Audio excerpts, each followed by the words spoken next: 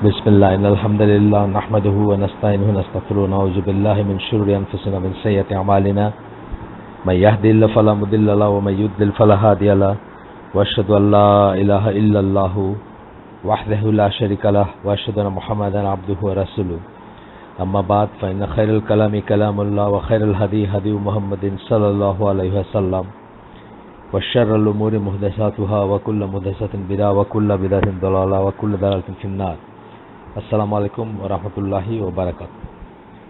আমরা আহলে সুন্নাহ ওয়াল জামার আকীদা মূলনীতি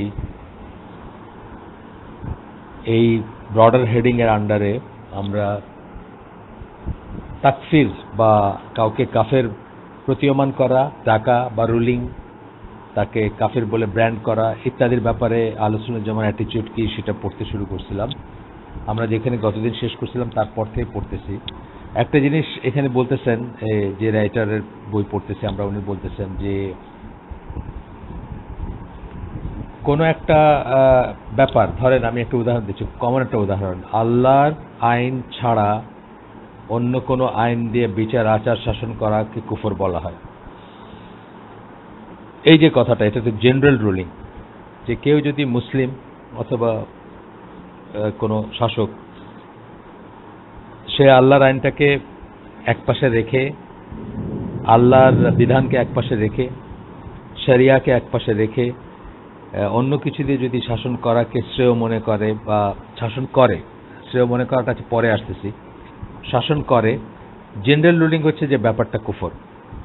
কিন্তু ওই পার্সনটা যে করলো এটা, তাকে কি আমরা কাফের বলবো? না, সেটা বলবো না। এই কথাটা বলতেছেন এখানে, যে জেনারেল রুলিং দিয়ে কোনো একটা পার্সনকে, স্পেসিফিক পার্সনকে কাফের বলা যাবে না বা কুফর, মানে তাকে কাফের প্রতিমান করা যাবে না বা রুলিং দেওয়া যাবে না।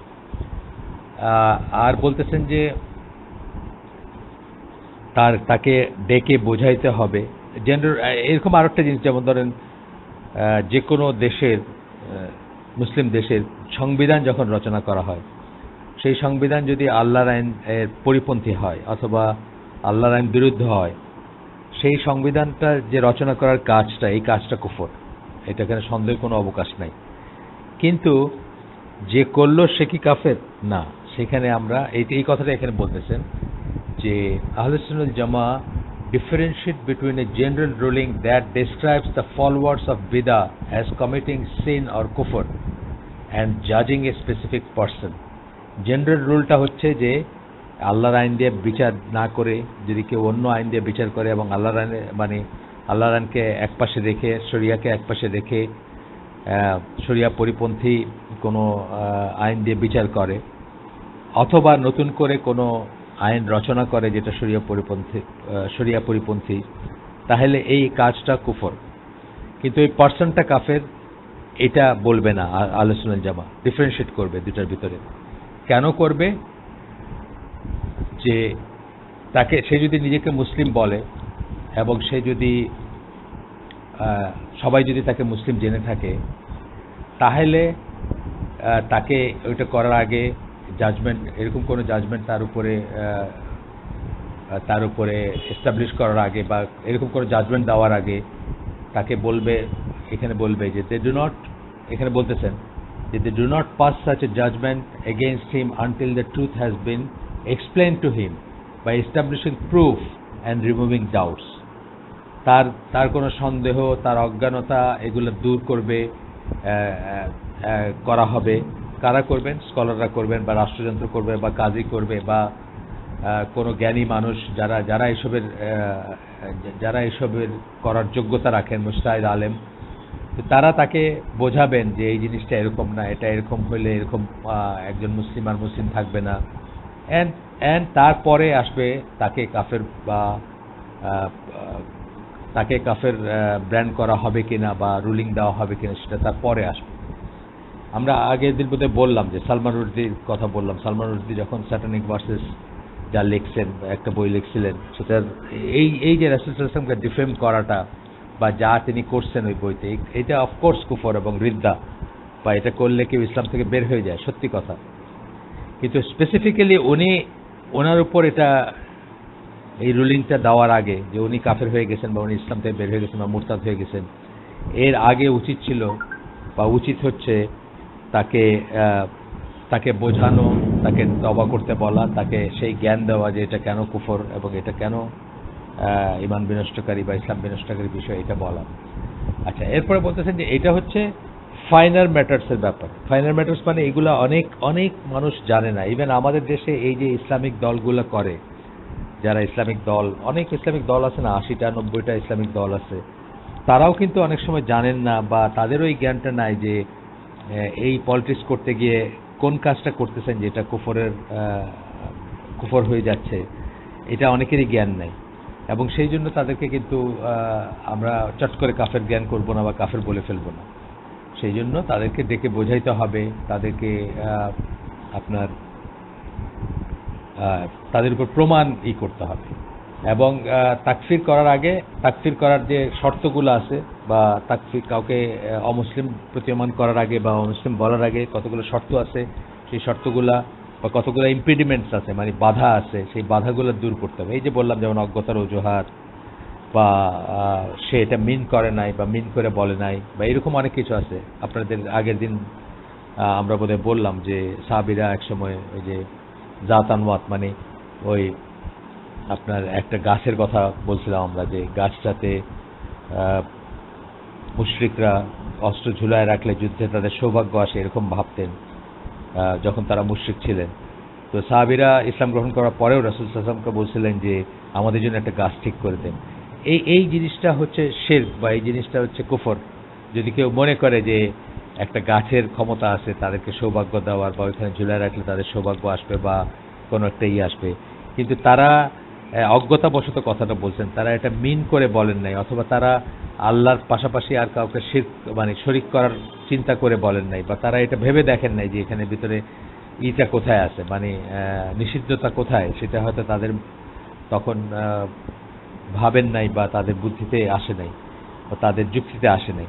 রাসূল সাল্লাল্লাহু আলাইহি ওয়াসাল্লাম তাদেরকে তিরস্কার করছেন, কিন্তু তাদেরকে কাফের জ্ঞান করেন নাই বা তাদেরকে বলেন নাই যে তোমরা আবার মুসলিম হও। এটা আর কি মোটামুটিভাবে কথা। আচ্ছা, এরপরে বলতেছেন যে একটা হাদিসের কথা বলতেছেন, এই হাদিসটা একটু বড়। এই হাদিসে যাওয়ার আগে আমরা একটা ছোট জিনিস পড়ে নিই। সেটা হচ্ছে যে আলী রাদিয়াল্লাহু আনহুকে আপনি জানেন যে তার সাথে নাহরাওয়ানের মানুষ, যারা নাহরাওয়ানের মানুষ বলতে খারেজিদের বোঝানো হয়, যারা আলী রাদিয়াল্লাহু আনহুকে মানে কাফের বলে ডিনাউন্স করছে বা কাফের বলে ডিক্লেয়ার করছে তাকে, বা তাকে বলছে যে আপনি ঈমান হারায় ফেলছেন, আপনি আবার ঈমান এর স্টেটমেন্ট দিয়ে আবার মুসলিম হন বা আবার মুমিন হন, এই ধরনের ব্যাপারগুলো তার সাথে, এবং শেষ পর্যন্ত তার সাথে যুদ্ধ হয়েছে। এবং ইনফ্যাক্ট আলী রাদিয়াল্লাহু আনহুর মৃত্যুর কারণও হচ্ছে এই খারেজিরা। কিন্তু এই খারেজিদের ব্যাপারে যখন আলী রাদিয়াল্লাহু আনহুকে জিজ্ঞেস করা হয়েছে যে তারা কি কাফের কেনা, মানে খারেজিরা কি কাফের কেনা, তখন উনি কি উত্তর দিয়েছেন দেখেন। উনি বলছেন যে দে ফ্লেড ফ্রম কুফর। তারা কাফের হবে কেন? তারা কাফের হবেন কেন? তারা তো মানে খারেজিদের কথা বলতেছেন যে তারা কাফের হবে কেন? তারা তো কুফর থেকে পালায় বেড়াচ্ছে, অর্থাৎ তারা এতই ইখলাস তাদের, বা তারা খুব চিন্তিত কুফর নিয়ে, সেখান থেকে তারা পালায় বেড়াচ্ছে বা বেঁচে থাকতে চাচ্ছে। তারপরে তাকে জিজ্ঞেস করা হয়েছিল যে তারা কি মুনাফিক কিনা। তখন আল্লাহ রাদিয়াল্লাহু বলছেন যে মুনাফিকরা আল্লাহকে খুব রেয়ারলি স্মরণ করে, কিন্তু খারেজিদের কথা বলতেছেন, but this people remember Allah morning and evening. খারেজিরা সকাল বিকাল আল্লাহর জিকির করে বা আল্লাহকে স্মরণ করে। They are our brothers who have transgressed against us. কি বললেন উনি? বললেন যে তারা আমাদের ভাই, যারা আমাদের বিরুদ্ধে সীমা লঙ্ঘন করছে, অর্থাৎ আমাদের বিরুদ্ধে যেতে গিয়ে তারা সীমা লঙ্ঘন করে ফেলছে, কিন্তু তাদেরকে তথাপি তার মুখ দিয়ে কথাটা বাইর করা যায় না যে এরা কাফের। এখানে বোঝার ব্যাপার আছে যে আপনার মানে এইরকম একটা সিচুয়েশনে যেখানে মুসলিম উম্মাহ অস্তিত্ব বিলুপ্তির পথে, এরকম একটা সিচুয়েশনে তাকে তারা মানে আলী রাদিয়াল্লাহু আনহুকে তারা বলছে যে আপনি তো ঈমান হারায় ফেলছেন, আপনি তো আর মুসলিম নাই। বা সাহাবীদেরকে তারা আলী রাদিয়াল্লাহু আনহুর সাথে ইবনে আব্বাস সহ অন্য যারা সাহাবী ছিলেন তাদের কথা তারা চিন্তা করছে যে এরাও মুরতাদ হয়ে গেছে, এরাও ঠিকমতো আল্লাহর বিধান পালন করে নাই বা আল্লাহর আইন দিয়ে বিচার করে নাই। এই সমস্ত কথা তাদের এগেনস্টে বলছে এবং একসময় তাকে হত্যাও করছে। এই খারেজিদের লোকই তাদেরকে মানে আলী রাদিয়াল্লাহু আনহুকে হত্যা করছে। তথাপি কিন্তু উনি মুখ দিয়ে এই কথাটা বের করেন নাই যে তারা কাফের হয়েছে, বরং উল্টাটাই বলছেন যে তারা তো মানে সকাল বিকাল আল্লাহকে স্মরণ করে, তারা মুনাফিক না, তারা কাফের না। তারা শুধু বলছেন কি যে তারা আমাদের এগেনস্টে সীমা লঙ্ঘন করছে, অর্থাৎ আমাদের বিরুদ্ধে করতে গিয়ে তারা সীমা লঙ্ঘন করছে। কত কত কেয়ারফুল ছিলেন চিন্তা করেন এরকম একটা কথা মুখ দিয়ে বের করার আগে। আমরা আজকে দেখা যায় যে চট করে আমাদের মানুষজন মুখ দিয়ে এরকম একটা কথা বের করে ফেলে বা কাউকে কাফের ব্র্যান্ড করে, স্পেশালি এক্সট্রিমিজমের জমানায় বা এখন এক্সট্রিমিজমের যে জমানা চলতেছে এখন, সেখানে আপনার দেখবেন যে আইএস বলেন, আল কায়দা বলেন, তারা অনেক বড় বড় স্কলারকে জাস্ট মানে কথা বলতে বলতে তাকফির করতেছে বা কাফের ডাকতেছে বা বলতেছে যে এরা এরা এরা ইমান হারায় ফেলছে বা এরা মুসলিম না, এরকম কথা বলতেছে। আমরা ইনশাল্লাহ ডিস্টিংগুইশ করব। আমরা নিজেদেরকে তো কখনোই নিজেরা এসব বলতে যাব না, আর অন্য কেউ বললে সেসবে আমরা কান দেব না বা সেসবের থেকে আমরা সতর্ক থাকব। এরপরে বলতেছেন যে এই জিনিসটা খুব ইম্পর্টেন্ট। আহলে সুন্নাত জামার একটা ছোট্ট ফর্মুলা বলে দিচ্ছি আমি, কুফর অফ অ্যাকশন এবং কুফর অফ বিলিফের ভিতরে আপনার ডিফারেন্সিয়েট করতে হবে। আগেও বলছি, আবারও বলতেছি যে অ্যাকশন এবং কুফর অফ অ্যাকশন আমরা বলতে পারি। যেমন আমরা বললাম যে আল্লাহর আইন ছাড়া অন্য কোনো আইন দিয়ে বিচার করা, শরিয়াকে একপাশে রেখে যদি কেউ বিচার করে, এই অ্যাকশনটা হচ্ছে কুফর। এটা কুফর অফ অ্যাকশন, অ্যাকশনটা কুফরের অ্যাকশন, কিন্তু তার বিলিফটা এটা কিনা যতক্ষণ আমরা না জানতেছি ততক্ষণ তাকে আমরা কাফের জ্ঞান করব না। কুফর অফ অ্যাকশন এবং কুফর অফ বিলিফের তফাৎ করতে হবে। যেমন আমরা সাহাবীদের উদাহরণ দিলাম, সেখানে কুফর অফ অ্যাকশন ছিল, ওনারা মুখে একটা কথা বলছেন যেটা কুফরের সমতুল্য, কিন্তু বিলিফটা তাদের সেটা ছিল না, যেই জন্য তাদেরকে আমরা মানে রাসূল সাল্লাল্লাহু আলাইহি ওয়াসাল্লাম তাদেরকে বলেন নাই যে তোমরা ঈমান হারায় ফেলছো, বা আমরাও মনে করব না। সুতরাং একজন মুমিন বান্দা যদি অজ্ঞতাবশত বা বিশ্বাসের ব্যাপার না হয়ে যদি শুধু একটা অ্যাকশনের ব্যাপারে একটা কুফরের কাজ করেও ফেলে বা অজ্ঞতাবশত করে, আমরা তাকে কাফের বলবো না, জ্ঞান করব না বা ব্র্যান্ড করব না।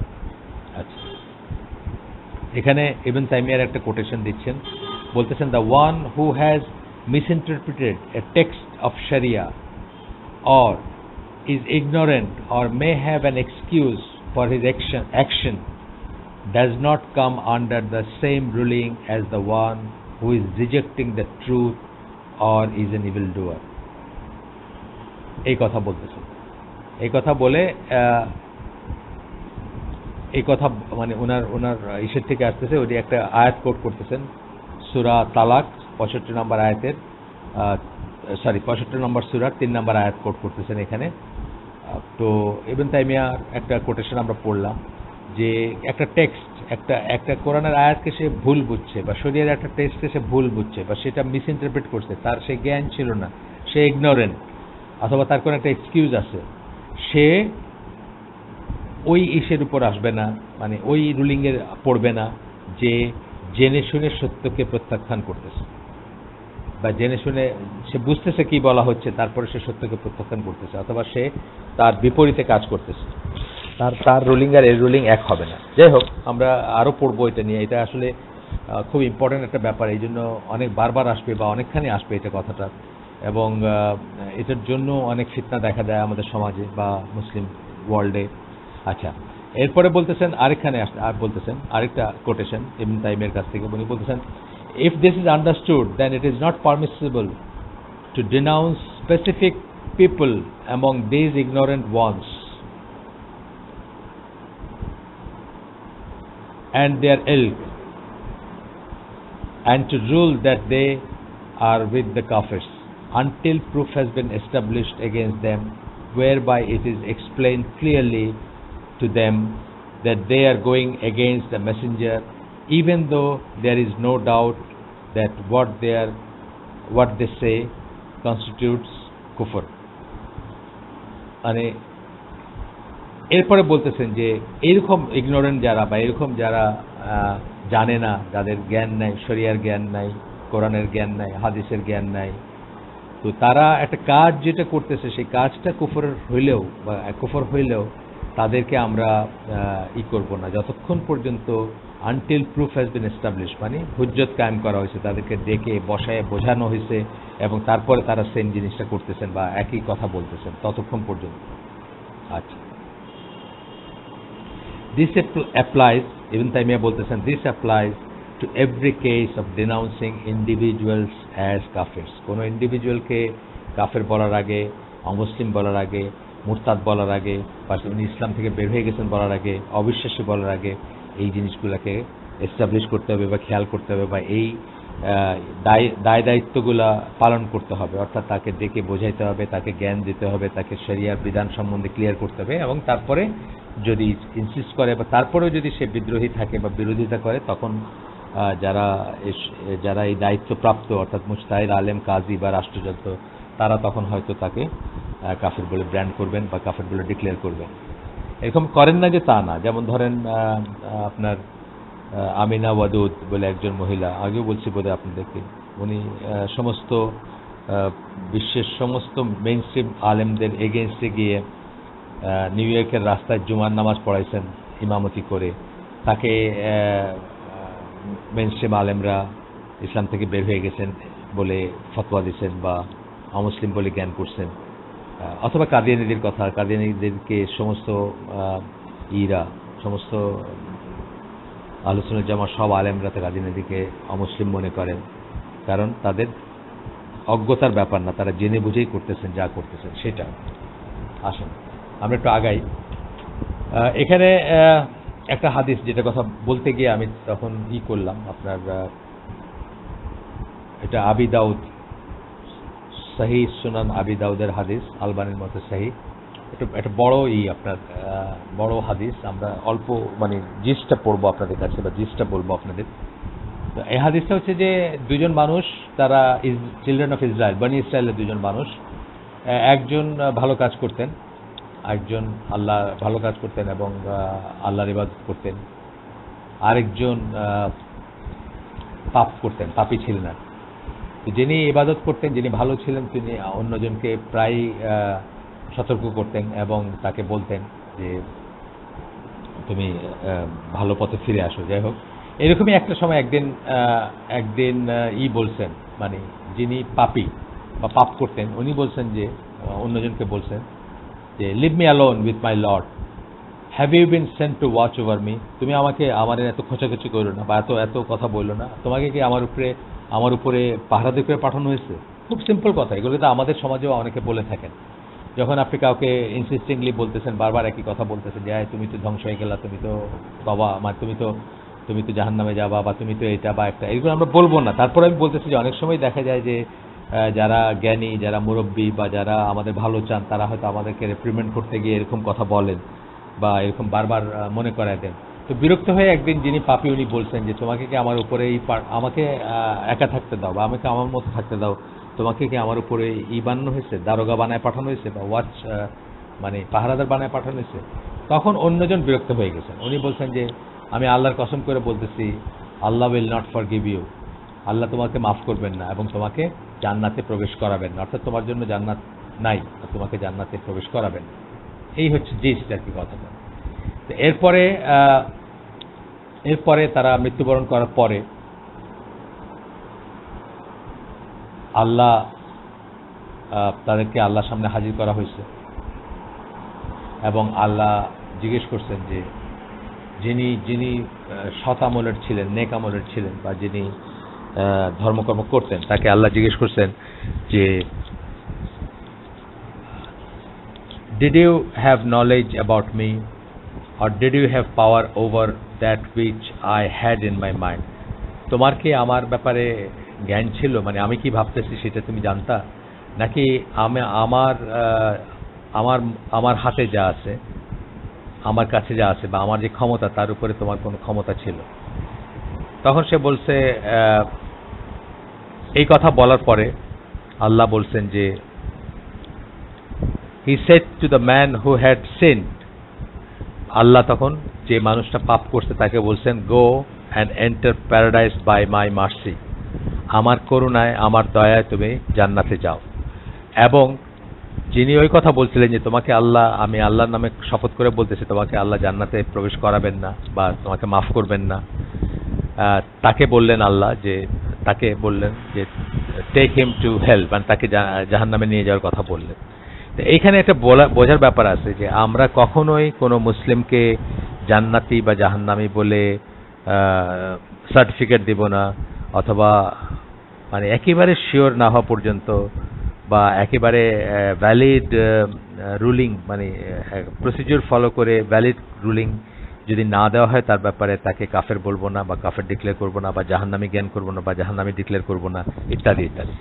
আচ্ছা, এরপরে আমরা কিছু জিনিস পড়বো যেটা আপনাদের কাছে কারো কাছে মনে হতে পারে যেগুলো জানা আমাদের লাভ কি, কিন্তু আসলে জানার দরকার আছে এই জন্য যে আমরা নিজেরা হয়তো অনেক সময় নিজেদের জন্য জানার দরকার যে নিজেরা হয়তো এই ট্র্যাপে পড়ে যেতে পারি বা এই ক্যাটাগরিতে পড়ে যেতে পারি, সেটার থেকে আমরা যেন সাবধান থাকি, সেই জন্য আমাদের এই জিনিসগুলা জানা দরকার। আচ্ছা, এখানে আমরা কুফরের ব্যাপারে আরো কিছু পড়বো যে কুফর হচ্ছে কি ইমানের উল্টা জিনিস। কুফর ইমানের উল্টা জিনিস। এখন কুফরের দুই টাইপের কুফর আছে। আমরা মেজর কুফর মাইনর কুফর আছে, যে when kufr is mentioned in the text, sometimes it means the kind of kufr which puts a person beyond the pale of Islam, and sometimes it means a kind of kufr that does not put a person beyond the pale of Islam. তাহলে কুফর কথাটা যখন হঠাৎ আমরা যদি শুনি, আমরা সাধারণত মনে না করি যে এটা মানে হচ্ছে যে একজন মানুষ অমুসলিম হয়ে যাচ্ছে বা এই জিনিসটা এই কাজটা কাউকে অমুসলিম করে দিবে, এটা যেন মনে না করি। আমরা চিন্তা করব বা ভেবে দেখব বা জানবো যে সেটা কি টাইপের কুফর মেনশন করা হচ্ছে। কুফর দুই টাইপের আছে, মেজর কুফর, মাইনর কুফর। কুফরের ইমানের যেরকম আমরা বলি যে অনেক শাখা আছে, যার ভিতর এমন জিনিস আছে যেটা ধরেন লা ইলাহা ইল্লাল্লাহ, ইমানের শাখাগুলো যখন আমরা আলোচনা করি তাহলে সর্বোচ্চ বলি আমরা লা ইলাহা ইল্লাল্লাহ, যেটার উপর কেউ যদি এস্টাবলিশ না হয় বা যেটা যদি কেউ ধারণ না করে, যেটা যদি কেউ বিশ্বাস না করে বা যেটার উপর কেউ যদি প্রতিষ্ঠিত না থাকে, সে আর মুসলিম থাকে না, এরকম ব্রাঞ্চ আছে ইমানের। আবার ইমানের এমন শাখা আছে যেটা যদি কেউ না করে তাকে আমরা অমুসলিম বা সে ইসলামের উপর নাই বা সে মুমিন নাই এই কথা বলবো না, বলবো যে তার ইমান হয়তো পারফেক্ট না। যেমন আমরা বলছি যে রাস্তা থেকে একটা ক্ষতিকর বস্তু সরায় ফেলা, একটা কাঁটা আছে অথবা একটা কলার চোখলা আছে, এটা সরায় ফেললেন এই চিন্তা করে যে আল্লাহর বান্দা এটাতে হোঁচট খাইতে, মানে এই কাঁটা বিঁধতে পারে তার পায়ে, অথবা সেই কলার চোখলার উপর পা দিলে উনি হোঁচট খাইতে পারেন, পিছলায় পড়ে যেতে পারেন, এটা মনে করে সরাই দিলেন। তো এই যে দুটা, একটা হচ্ছে না থাকলে আপনি মুসলিম মুমিন থাকবেন না, আরেকটা না থাকলে আপনি হয়তো পারফেক্ট মুসলিম মুমিন হবেন না, কিন্তু তথাপি আপনি মুসলিম এবং মুমিন। ঠিক একইভাবে কুফরের ব্যাপারে কুফরের অনেক ব্রাঞ্চ আছে। কোনো একটা কুফর করলে নিশ্চিতভাবে সে আর মুসলিম থাকবে না, মুমিন থাকবে না।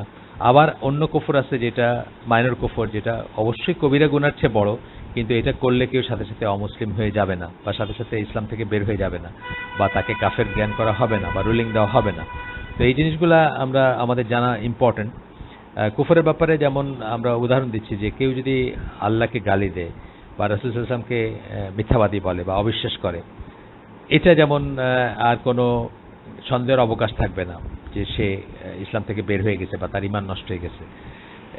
আবার এমন জিনিসকে কুফর বলা হয়েছে, কিন্তু এটা করলেই কেউ সাথে সাথে কাফির হয়ে যাবে না বা সে কাফির হয়ে যায় না, তাকে তথাপি গুনাহগার বলা হবে, বড় গুনাহ করছে সে, কবিরা গুনার চেয়ে বড় গুনাহ, কিন্তু তথাপি তাকে মুসলিম জ্ঞান করাবে। একটা যেমন ধরেন কেউ হত্যা করলো, একজন মুসলিম আরেকজন মুসলিমকে হত্যা করলো, এটাকে কুফর বলা হয়েছে, কিন্তু এটা ওই ঈমান বিনষ্টকারী বা ইসলাম থেকে বের হয়ে যাওয়ার মতো কুফর না। এটার জন্য শাস্তি আছে, হুদুদ পানিশমেন্ট আছে বা কিসাস আছে, শরিয়ার পানিশমেন্ট আছে, সেই পানিশমেন্ট তার উপর করা হবে, তার উপর প্রযোজ্য হবে, এবং তথাপি তাকে মুসলিমই জ্ঞান করা হবে।